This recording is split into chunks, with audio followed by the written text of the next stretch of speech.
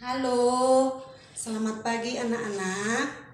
Bagaimana kabarnya? Sehat semua? Mudah-mudahan kita sehat semua pada hari ini. Untuk mengawali pembelajaran kita, mari kita terlebih dahulu berdoa menurut agama dan kepercayaan kita masing-masing. Doa dimulai.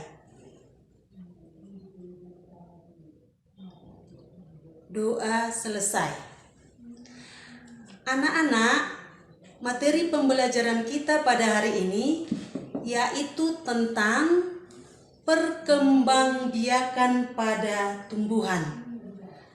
Perkembangbiakan pada tumbuhan dibagi atas dua bagian.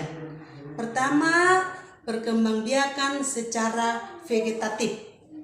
Perkembangbiakan vegetatif artinya perkembangbiakan secara tidak kawin atau tidak terjadi peleburan antara sel kelamin jantan dan sel kelamin betina. Perkembangbiakan vegetatif dibagi atas dua bagian. Pertama, perkembangbiakan vegetatif alami. Peleburan sel kelamin yang terjadi tanpa ada campur tangan manusia. Perkembangbiakan vegetatif alami ini dapat dibedakan menjadi beberapa bagian. Pertama, ada yang berkembang biak dengan umbi batang, yaitu terjadi pada tanaman kentang. Yang kedua, berkembang biak dengan umbi lapis, terjadi pada tanaman bawang merah. Yang ketiga, berkembang biak dengan rimpang atau akar tinggal atau rizoma, terjadi pada tanaman lengkuas, bunga tasbih, alang-alang, dan tanaman jahe. Berikutnya berkembang biak dengan geragi, batang yang menjalar di atas permukaan tanah. Contohnya arbei atau stroberi dan kaki kuda. Berikutnya berkembang biak dengan tunas. Berkembang biak dengan tunas terjadi pada tanaman pisang. Kemudian ada tunas adventif, terjadi pada tanaman cocor bebek dan begonia. Bagian kedua, perkembangbiakan vegetatif buatan. Pada perkembangbiakan ini ada campur tangan dari manusia. Salah satunya adalah dengan cara mencangkok. Di sini ada langkah-langkah mencangkok. Pertama, batang dikuliti. Yang kedua, diberi media tanaman, kemudian dibungkus dengan plastik. Yang ketiga, plastik diikat, kemudian dibiarkan hingga tumbuh akar.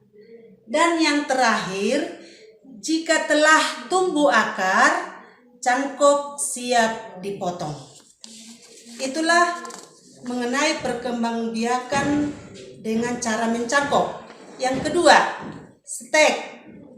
Stek ini adalah memotong batang atau bagian lain tumbuhan kemudian ditanam ke tanah.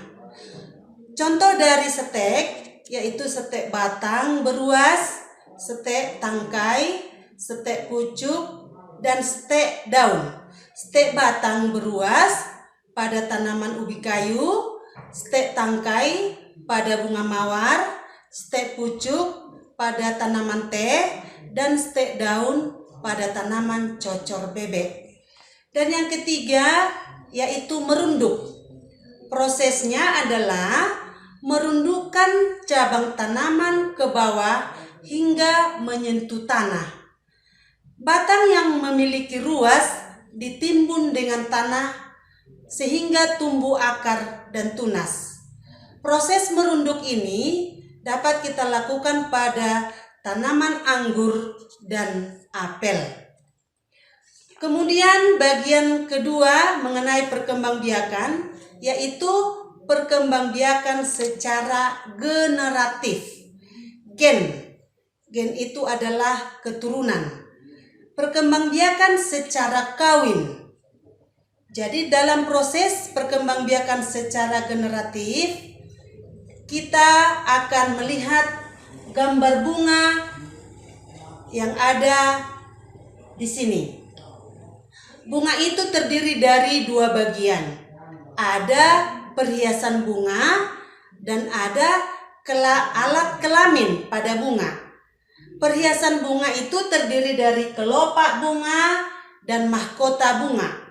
Sedangkan alat kelamin pada bunga ada dua. Alat kelamin jantan disebut namanya benang sari, dan alat kelamin betina disebut namanya putik. Pada bunga terjadi proses penyerbukan. Penyerbukan itu artinya jatuhnya atau menempelnya serbuk sari pada kepala putik. Penyerbukan pada tanaman dapat dibedakan menjadi 3 macam.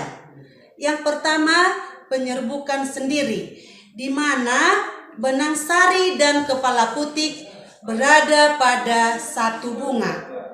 Yang kedua, penyerbukan tetangga. Benang sari dan putik berada pada bunga yang berbeda, tetapi masih satu pohon, satu jenis. Dan yang ketiga, penyerbukan silang, di mana benang sari dan putik berada pada pohon yang berbeda. Itulah mengenai jenis dari penyerbukan.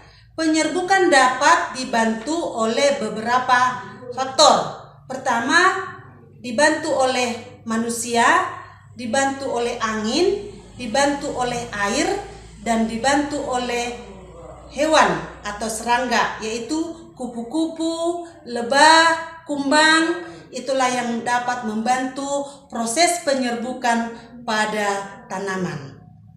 Demikianlah atau sampai disitulah pembelajaran kita hari ini. Sampai jumpa. Dah.